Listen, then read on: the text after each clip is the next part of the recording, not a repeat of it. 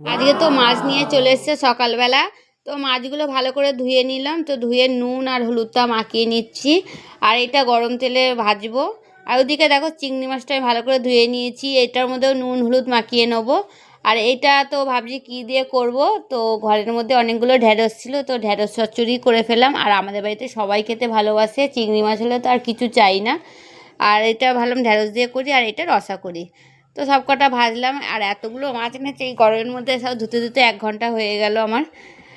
তো এগুলো তো নুন হলুদ মাখিয়ে নিলে একটু সুবিধাই হয়। তো শুধু ভাজা মানে করব, অনেকে আবার তেলের মধ্যে হলুদ দেয়, তো আমি সেটা দিই না, আমি আগে নুন হলুদটা মাখিয়েই নিই। তো এদিকে দেখো চিংড়ি মাছটা কিন্তু আমি ভাজা বসিয়ে দিয়েছি গরম তেলে। তো এটা হালকা করে ভেজে নেব, বেশি কড়া করে ভাজি না আমরা, হালকা করে ভেজে নিয়ে তারপর এটা তুলে ঢ্যাঁড়স দেবো, আলু দেবো। তো আলুটাও আর ঢ্যাঁড়সটা ভালো করে ভেজে নিয়েছি। তো এখানে কিন্তু আমি মাছ ভাজা বসিয়ে দিয়েছি, আর এখানে দেখো চিংড়ি মাছটা আমি ভেজে নিয়েছি, আর এদিকে হচ্ছে ঢ্যাঁড়স দিয়ে আলু দিয়ে চিংড়ি মাছ। তো বাড়িতে ঢ্যাঁড়স ছিল সেই।